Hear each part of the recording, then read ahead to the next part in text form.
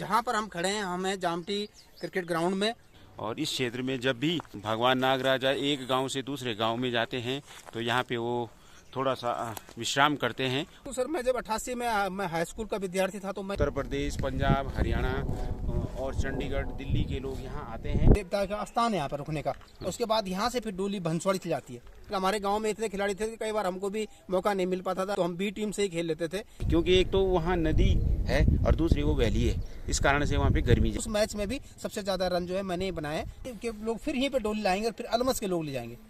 मैं सुनील गावस्कर की तरह था कि बहुत धीमा खेलता था। रात में वहाँ क्या हो गया कि बारिश हुई और बारिश से क्या हुआ, पत्थर आगे बहुत सारे, जिसमें वो अभी भी दहशत में है।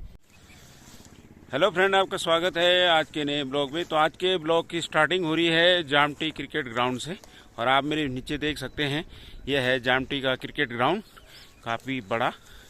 और यहाँ कुछ दिन पहले एक क्रिकेट टूर्नामेंट हुआ था जिसको मैंने आपको दिखाया था, और काफ़ी अच्छा रिस्पॉन्स आपका उस वीडियो में रहा।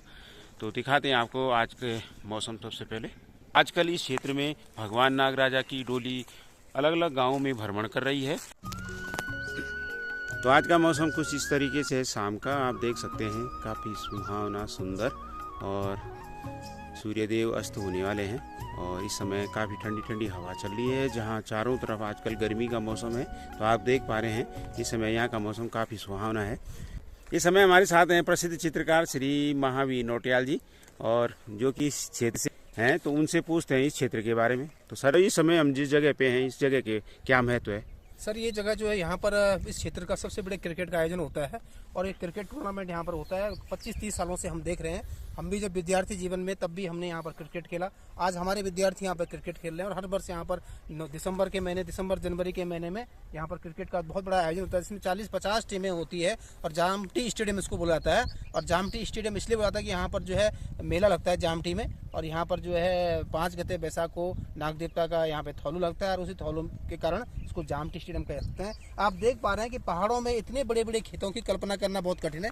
ये यहाँ पर बहुत अच्छे बड़े बड़े खेत हैं जो क्रिकेट के लिए बहुत उपयुक्त है। और ठीक सामने इसके भवान भी है, तो भवान नजदीक पड़ रहा है, और भैमदानगला गाँव भी है, और बहुत सारे गाँव का ये सेंटर पड़ता है।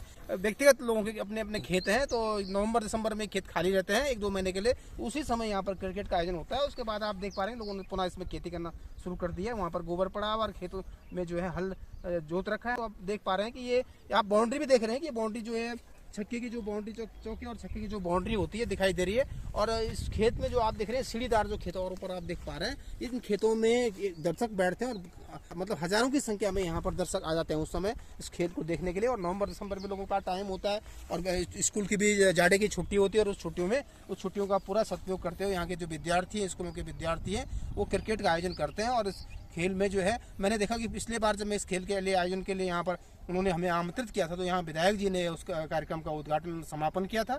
और समापन समारोह में कई लोगों की यहाँ पर भीड़ थी, उसमें प्रमुख थे और विधायक थे, तो बड़े बड़े लोग यहाँ पर आए, और उसके बाद जो है इस खेल का समापन भी हुआ। और बहुत अच्छा आयोजन होता है। 50 टीमें उस समय थी, बहुत आश्चर्य की बात है। और क्रिकेट का हर गली मोहल्लों में जैसा भारत में क्रेज है, उस प्रकार से पहाड़ों में भी है। और यहाँ का जो वातावरण है उसके अनुकूल भी है। यहाँ जब खेलते हैं तो कहीं ज़्यादा मतलब न गर्मी लगती है न ठंडा होता है। सर, कभी आप लोगों ने भी इस मैदान में खेला? बिल्कुल सर, मैं जब 88 में मैं हाई स्कूल का विद्यार्थी था, तो मैं भी यहाँ पर एक क्रिकेट का मैच मैंने डोम सी कंचनपुर उसको बोलते हैं, उनके खिलाफ हमने मैच खेला था। और काफ़ी लंबी पारी मैंने खेला। मैंने भी ओपनिंग की है इस ग्राउंड में, और मैं बैट्समैन रहा हूँ, और शौक रहा खेलने का। लेकिन उस समय क्या होता था कि जब छोटे होते थे तो कई बार हमारे गांव में इतने खिलाड़ी थे कि कई बार हमको भी मौका नहीं मिल पाता था ए टीम में, तो हम बी टीम से ही खेल लेते थे। और उसके बाद जो है जब मैं फिर 2002 में राजकीय इंटर कॉलेज भवान में टीचर के रूप में आया, तो उसके बाद भी हमने टीचरों की टीम 2004-05 में बनाई थी। और यहाँ पर हमने मखणित के खिलाफ एक मैच खेला था। हम भले वो मैच हार गए थे, लेकिन क्योंकि हम उसमें सारे टीचर थे और उसमें ज़्यादा बड़ा स्कोर हम नहीं कर पाए। लेकिन उस मैच में भी सबसे ज़्यादा रन जो है मैंने ही बनाए, और मैं थे उसमें, विनोद सेमवाल जी थे यहाँ पर, और जयचंद सिंह पंवार जी, तो सारे टीचर थे उसमें। 10-11 जो खिलाड़ी होते हैं क्रिकेट के। और हमारी जो मैच का जो मुकाबला हुआ था वो ऐसी टीम से हुआ था, उसमें सारे नए लड़के थे, तो हम लोग नहीं जीत पाए। क्योंकि क्रिकेट ऐसा खेल है जिसमें प्रैक्टिस की बहुत जरूरत है। प्रैक्टिस नहीं करेंगे तो आप चोट खाएंगे उसमें। तो बहुत यादगार मैच हमने यहाँ पर खेले हैं सर। तो आपने जब यहाँ पे क्रिकेट खेला तो आपने मतलब आपका कोई यादगार पारी है, कितने रन बनाए आपने? सर ऐसा वाकई में है कि जो मैं सुनील गावस्कर की तरह था कि बहुत धीमा खेलता था, और कई बार क्या होता था कि लोग यहाँ से कहते थे कि भाई अब आउट हो जाओ। क्योंकि वहाँ पर टिक तो मैं सकता था, लेकिन मारना मैं उतना, मतलब अगर मारूंगा तो मुझे लगता था कि आउट हो जाऊंगा। तो मैंने मतलब जो है उस समय 20 ओवर का एक मैच होता था, जिसमें 14 ओवर में खेल गया और 10 रन मैंने बनाए, तो सबसे खराब मैच मैं उसको बोलूंगा। लेकिन जो हमारे साथ के खिलाड़ी थे मैंने उनका पूरा साथ दिया, और मैं एक तरफ मैंने मोर्चा संभाल के रखा। तो मुझे वो बाद में मुझे लगा कि मैंने वो अच्छा नहीं खेला, कि अगर मैं 2-4 उसमें चौके छक्के मारता था अच्छा रहता। तो मुझे याद है कि वो मैच मैंने जो है लगभग 14 ओवर तक मैंने अकेला खेला, और उसके साथ हमारे साथ के खिलाड़ी आउट होते रहे, और वो मैच भी हम लास्ट में जीत नहीं पाए। तो लोगों ने कहा कि भाई आपने ज़्यादा लंबा खेल लिया, तो उस कारण तो कोई अच्छा मैच नहीं खेला हमने। अच्छा, तो कभी आपने बॉलिंग भी की? नहीं सर, बॉलिंग मैंने कभी नहीं की, और मैं एक अच्छा फील्डर रहा हूँ और अच्छा बैट्समैन रहा हूँ, ओपनर बैट्समैन हम कह सकते हैं। भले मैं मतलब चौके छक्के में कम मारता था, राहुल द्रविड़ की तरह मैं खेलता था। और कई बार हमारी टीम जीती है सर, सियालसी की टीम बहुत बार जीती है यहाँ पर, शील्ड उन्होंने जीती, उस समय शील्ड होता था। और एक हमारे प्रेम सिंह पंवार जी है, पीटीआई सर, जो हमारे पीटीआई रहे हैं, बहुत ही अनुशासित और बहुत ही उनको खेल के प्रति उनकी रुचि, तो उन्होंने अपने दादाजी के नाम पर भी यहाँ पर क्रिकेट का आयोजन कराया था, वॉलीबॉल का भी कराया था और क्रिकेट का भी कराया था। तो अभी भी वो उत्तरकाशी में है, रिटायर्ड टीचर हैं, तो उन्होंने भी शुरुआत उन लोगों ने की थी यहाँ पर। राकेश नौटियाल हो गया, दिनेश नौटियाल हो गया, ये उस समय क्रिकेट स्टार्टिंग उन्होंने यहाँ से कराई थी। और उसके बाद अब तो ये और जो नए युवा हैं उन्होंने ये कमान संभाल रखी है क्रिकेट की। तो आपने देखा कि ये ग्राउंड कितना पुराना है, और श्री महावीर नौटियाल जी ने इस ग्राउंड से जुड़ी अपनी जो यादें थी वो भी आप लोगों के साथ शेयर की। तो यहाँ पे देख सकते हैं आप, हमारे स्कूल के छोटे छोटे बच्चे, क्लास 6th और 7th के ये बच्चे हैं, और घास काट रहे हैं यहाँ पे। और इस समय यहाँ का जो सुंदर सा और प्यारा सा नज़ारा है आप देख सकते हैं। मेरे आगे चल रहे हैं श्री महावीर नौटियाल जी, जो इस क्षेत्र के जानकार हैं, उनको काफ़ी जानकारी है इस क्षेत्र की। और मेरे ठीक सामने आप देख सकते हैं वहाँ पे ये सोलर प्लांट लगे हुए हैं। ये है डामनी गांव, जहाँ पे कि आजकल सोलर प्लांट लग रहे हैं। और ठीक सामने भवान, और भवान के सामने से ये रोड जो जारी है ये है उत्तरकाशी हाईवे। इसके अलावा यहाँ ठीक सामने ये है बैम और दानगला गांव, और इसके ऊपर ठीक यहाँ पे है बुनासखंडा, और इसके बाद इसके पीछे ये हो गया धनौल्टी शुरू। और इसके अलावा आप देख सकते हैं यहाँ पे ये है गोरण गांव, काफ़ी सुंदर और काफ़ी ऊंचाई पे ये गांव स्थित है। और इसके अलावा लोगों की यहाँ पे भी छानियाँ हैं, काफ़ी सुंदर पहाड़ के गांव। पास के जो गांव हैं उनके बारे में जानकारी लेते हैं श्री महावीर नौटियाल जी से। जहाँ पर हम खड़े हैं, हम हैं जामटी क्रिकेट ग्राउंड में, और यहाँ से आप देख पा रहे हैं चारों तरफ का दृश्य। यहाँ से सबसे नज़दीक दिखाई दे रहा है वो भवान है। भवान एक छोटा सा कस्बा है जहाँ पर इंटर कॉलेज है, बैंक है, पोस्ट ऑफिस है, और छोटे मोटे और सरकारी संस्थान भी हैं, और एक छोटा सा मार्केट है इस इलाके का। और काफ़ी सुंदर, यहाँ बिल्कुल टापू पे जैसे लगता है ये। उसके ठीक बगल में फिर भैम और दानगला दोनों गाँव हैं, और इन गाँव के ठीक ऊपर जो है आप देख पा रहे हैं यहाँ से गोरण गांव का छोटा सा हिस्सा दिखाई दे रहा है। और जहाँ पर ये टावर दिखाई दे रहा है, इस टावर के ठीक पीछे सियालसी गांव है, जो यहाँ से दिखाई नहीं दे रहा, वो थोड़ा सा और ऊंचाई पे जाके दिखाई देगा। और ये जो आप एक ऊपर से जैसे एक पीक दिखाई दे रहा है आपको, ऐसे बहुत ऊंचा जो पीक यहाँ से दिखाई दे रहा है, ये ठीक बुनासखंडा के सामने एक पहाड़ी है जिसको कंजेड़ा का टांडा बोलते हैं। पेड़ पौधे हरियाली इसमें रहती है। लोगों के पास गैस नहीं होते थे, तो लकड़ी वकड़ी के लिए पूरा इलाका उसी जंगल पर डिपेंड था। लेकिन आज वो जंगल फिर पुनः एक बार जो है ठीक ठाक हो गया, क्योंकि अब लोग ज़्यादातर ईंधन के रूप में गैस का प्रयोग करते हैं। और इसके बाद जो आप देख पा रहे हैं यहाँ से फिडोगी गांव आप दिखाई दे रहा है आपको, थोड़ा कुछ मकान यहाँ से फिडोगी गांव के दिखाई दे रहे हैं। और फिडोगी गांव के हाँ, ये थोड़ा सा आप जूम करके देख सकते हैं। और इसके बगल में ठीक जो आप देख रहे हैं ये गुरण का ही हिस्सा है, जिसको जारजिला बोलते हैं, जारजिला बस। और ये यहाँ पर गर्ल्स हाई स्कूल है, और इस हाई स्कूल के ठीक ऊपर जो है यहाँ पहाड़ियों के ठीक पीछे जो है थान गांव है। तो हम ऐसी जगह पर हैं जहाँ पर कुछ गांव दिखाई दे रहे हैं, कुछ नहीं दिखाई दे रहे हैं। और इसके अगर भगवान के ठीक सामने देखेंगे तो वहाँ पर है डामनी वाला इलाका, जहाँ पर आप देख रहे हैं बहुत सारे सोलर प्लांट लगे हुए हैं। और आज एक नई ऊर्जा के लिए, जो आने वाले समय के लिए जो आप बिजली के रूप में जिसको प्रयोग करेंगे, वो जो है सौर ऊर्जा, जिसका भविष्य है, और जिसके बारे में भारत सरकार बढ़ चढ़ करके आजकल प्रचार प्रसार कर रही है। और गांव-गांव में ये लग रहे हैं, इससे जो है बिजली का उत्पादन होगा। ऐसा अभी हुआ नहीं, लेकिन ऐसा इसके लिए प्रक्रिया चल रही है। तो आप देख सकते हैं कि जहाँ भी हम जा रहे हैं इतने बड़े बड़े हमें खेत मिल रहे हैं, और पहाड़ों में इतने बड़े बड़े खेत होना अपने आप में बहुत बड़ी बात है। ऐसी सुंदर ज़मीन पहाड़ों में मिलना मुश्किल है, लेकिन इस क्षेत्र में है। और आप देख सकते हैं यहाँ से यहाँ का सुंदर नज़ारा, और साथ में इन बड़े बड़े खेतों को देखिए आप, कितने सुंदर लग रहे हैं। मेरे पीछे देख सकते हैं इस क्षेत्र का बहुत ही रमणीक दृश्य। आप देख सकते हैं कि मेरे पीछे कितने बड़े बड़े खेत हैं, और पहाड़ों में इतने बड़े खेत मिलना अपने आप में बहुत बड़ी बात है। तो इन खेतों में क्रिकेट होता है। तो जब जहाँ हम खेलते थे गांव में, वहाँ तो बहुत छोटा खेत होता था, उसमें हम क्रिकेट खेलते थे। लेकिन जहाँ हम हैं इस समय जामटी क्रिकेट ग्राउंड में, यहाँ काफ़ी बड़े बड़े खेत हैं।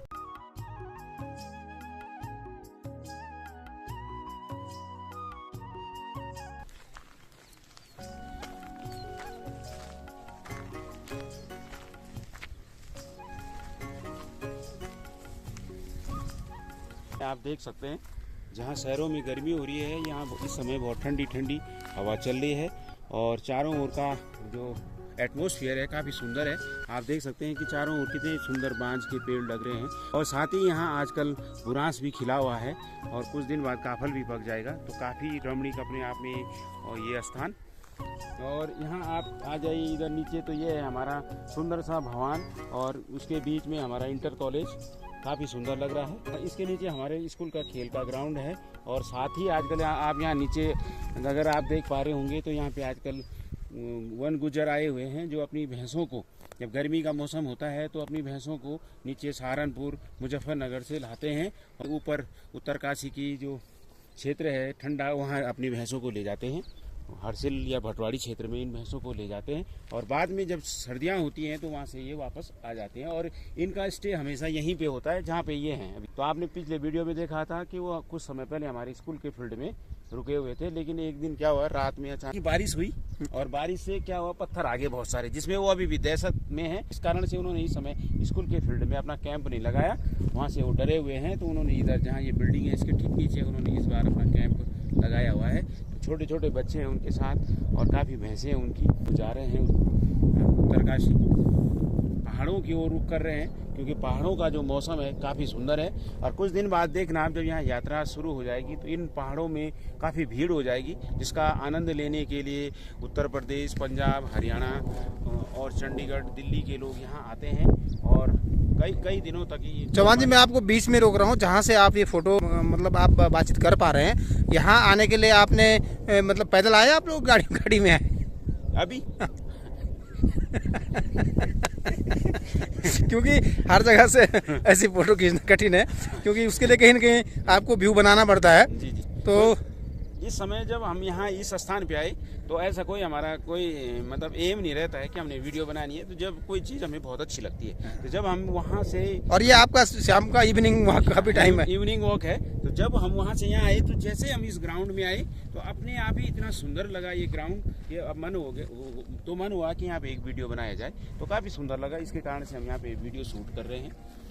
तो सर क्योंकि मैं श्रीनगर भी गया हूँ, आपके घर के आसपास, मैं घर तो नहीं गया लेकिन आपके गांव के आसपास में देखा हूँ मैंने श्रीनगर से, वहाँ पर भी बड़े बड़े खेत हैं, बहुत बड़े खेत हैं श्रीनगर, लेकिन वहाँ पर घाटी है, और उस घाटी के कारण वहाँ पे गर्मी बहुत है। श्रीनगर क्या है, जो श्रीनगर शहर है वो अलकनंदा नदी के किनारे बसा हुआ है, और काफी भी सभ्यताएं हैं नदी के किनारे बसी हैं, और लेकिन वो गर्म है, क्योंकि एक तो वहाँ नदी है और दूसरी वो वैली है, इस कारण से वहाँ पे गर्मी ज़्यादा। लेकिन यहाँ ऐसा नहीं है, यहाँ इसलिए यहाँ ऐसा नहीं है क्योंकि ये स्थान जो है ये बांज के जंगलों से आच्छादित है। बिल्कुल। तो जहाँ बांज का जंगल होता है वहाँ पानी और मौसम बहुत बढ़िया होता है। तो बांज का जंगल अपने आप में उत्तराखंड की जो हमारी जलवायु है उसके लिए बहुत अच्छा है, और यहाँ के निवासियों के लिए तो ये कह सकते हैं सोना है, क्योंकि इसमें क्या है, इसकी जो पत्तियाँ होती हैं वो पशुओं के लिए भी बहुत अच्छी होती हैं, और दूसरा जो इसकी लकड़ी होती है ईंधन के रूप में वो भी बहुत अच्छी होती है। तो इस समय आप देख सकते हैं कि यहाँ पे कितनी सुंदर हवा चल रही है। ये इस पेड़ को देख के आप अंदाज़ा लगा सकते हैं कि कितनी प्यारी सी ठंडी सी हवा यहाँ पे चल रही है। तो आप देख सकते हैं इन पहाड़ों का सुंदर नज़ारा, और इसके साथ ही इस समय हम पहुँच चुके हैं जामटी में, जहाँ पे कि 5 गते बैसाख को भगवान नागराजा का मेला होता है, जो कि अभी कुछ दिन पहले यहाँ पे मेला हुआ था। काफ़ी भीड़ होती है, और इस क्षेत्र में भगवान नागराजा की काफ़ी मान्यता है। प्रत्येक गांव में भगवान नागराजा के प्रति लोगों की आस्था है। भगवान नागराजा की डोली ग्राम बैठ से आती है और इस क्षेत्र के प्रत्येक गांवों में जाती है, जिस दिन जिस गांव में डोली जाती है उस गांव में उस दिन मेला होता है। तो आप देख सकते हैं ये आसपास के जितने भी गांव हैं आपको दिखाई दे रहे हैं, कुछ इस पहाड़ी के पीछे हैं, कुछ इधर हैं, तो सब गांवों में मेला लगता है। तो इस मेले के बारे में अधिक जानकारी श्री महावीर नोटियाल जी से पूछते हैं। 5 गते बैसाख को यहाँ पर हर वर्ष मेला लगता है और ये एक इस इलाके का केंद्र बिंदु इसको कह सकते हैं, क्योंकि यहाँ पर इसको जो ये जो है जामठी का मेला इसको बोलते हैं, इसका नाम से बहुत पौराणिक मेला है। हजारों वर्ष से ये मेला चल रहा है और इस मेले का मुख्य उद्देश्य जो होता है गाँव में, क्योंकि उस जमाने क्योंकि हजारों वर्ष से चल रहा है तो उस जमाने कहीं पर भी अगर कहीं कोई बड़ा आयोजन होता है तो उसके लिए एक केंद्र एक जगह बनानी पड़ती है और वो जगह जामठी है और यहीं से हर मेले का प्रारंभ यहीं से होता है। जैसे आप देख पाते हैं कि 5 गते से पहले 3 गते सियालसी का मेला होता है, 2 गते वहाँ से देवता की डोली बैठ गांव से यहाँ सियालसी गांव में आती है और भैम और सियालसी में 3 गते बैसाख को ये मेला होता है। बैठ गांव से जो भगवान नागराजा की डोली है वो सबसे पहले कौन लाता है? वहाँ पर क्योंकि हमारा गांव जो है सियालसी जो गांव है वहाँ पर कुछ चौहान परिवार रहते हैं और वहाँ भैम में भी चौहान परिवार रहते हैं, तो वो लोग हो जाते हैं और उसको डोली को वहाँ से जो है अपने गांव लाते हैं। सबसे पहला मेला किस गांव में लगता है? भैम और सियालसी में लगता है सर। अच्छा। और भैम और सियालसी का मेला एक ही दिन लगता है और एक वर्ष देवता जो है 2 गते बैसाख को सियालसी आता है और एक साल जो है भैम आता है। तो कभी बार सुबह के टाइम पे भैम होता है तो कभी शाम के टाइम पे सियालसी में होता है। इस प्रकार से हर बार बारी बारी करके होता है। उसके बाद फिर इसी तरह से फिर जो भी देवता की डोली जिस अगले गांव की तरफ जाएगी तो पहले डोली एक बार इस स्थान पर आएगी, हर बार डोली इस स्थान पर आती है और यहीं से फिर दूसरा गाँव उसको ले जाता है। तो जब जब डोली यहाँ पे आएगी तब तक यहाँ पे मेला लगेगा? मेला नहीं लगेगा, केवल 10 मिनट 15 मिनट के लिए देवता का स्थान है यहाँ पर रुकने का। उसके बाद यहाँ से फिर डोली भंसवाड़ी चली जाती है। अच्छा, भंसवाड़ी उधर? भंसवाड़ी गांव है सामने। और भंसवाड़ी के लोग फिर यहीं पे डोली लाएंगे और फिर अलमस के लोग ले जाएंगे, फिर अलमस वाले फिर डोली लाएंगे यहाँ पर। उस दिन यहाँ पर भी मेला होगा। फिर इस प्रकार से दूसरा गाँव, फिर तीसरा गाँव, फिर चौथा गाँव, इस प्रकार से डोली वापस लास्ट में बैठ गाँव ही सबसे लास्ट में बैठ गाँव में मेला लगता है। कब लगेगा बैठ में मेला? बैट में मुझे लगता है कि 16 गते को, मुझे ठीक से याद नहीं इसके लिए, तो इसको आप बिल्कुल। अच्छा, नहीं तो बैट में हो गया मेला क्या? अभी होना है। कल मतलाओं में, कल मैं देख रहा था, कल मतलाओं में मेला था और मतलाओं के बाद फिर मैड में और फिर उधर इधर मैड के बाद फिर लास्ट में बैट में है। और क्योंकि अब थोड़ा थोड़ा क्योंकि जमाना आधुनिक हो गया है, मनोरंजन के बहुत सारे साधन अन्य भी हो गए हैं, तो और लोग गाँव में पलायन भी हो गया, तो हम देख रहे हैं कि इस मेले के आयोजन के लिए जामठी मेला विकास समिति बनानी पड़ी, क्योंकि मेले में लोगों की भीड़ की संख्या दिन पर दिन घटी है। और क्योंकि एक पौराणिक मेला है, एक सांस्कृतिक मेला है, इसको बचाए रखने के लिए हम लोगों ने भी प्रयास किया।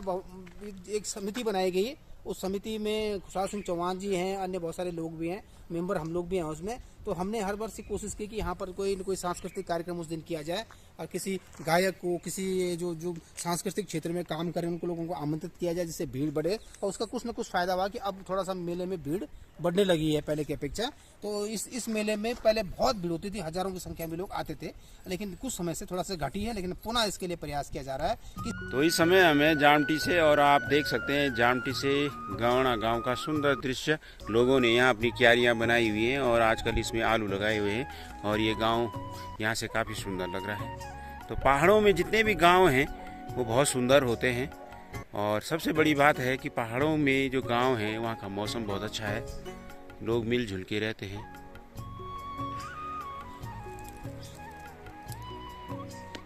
तो इस समय हमें जामठी में और यहाँ पे भगवान नागराजा का मेला लगता है। ये अब काफ़ी पवित्र ये स्थान है और इस क्षेत्र में जब भी भगवान नागराजा एक गांव से दूसरे गांव में जाते हैं तो यहाँ पे वो थोड़ा सा विश्राम करते हैं और यहीं से उनकी डोली फिर अगले गांव की ओर जाती है। तो आजकल इस क्षेत्र में भगवान नागराजा की डोली अलग अलग गांवों में भ्रमण कर रही है और उसके पश्चात लास्ट में वो अपने धाम बैठ गांव में जाएंगे और वहाँ पे मेला लगेगा। तो अगर भगवान नागराजा की इच्छा हुई तो बैठ में होने वाले मेले को आपको मैं अपने चैनल के माध्यम से दिखाऊंगा। आशा है इन खेतों, इन पहाड़ों और इन गांवों का ये छोटा सा वीडियो आपको पसंद आया होगा।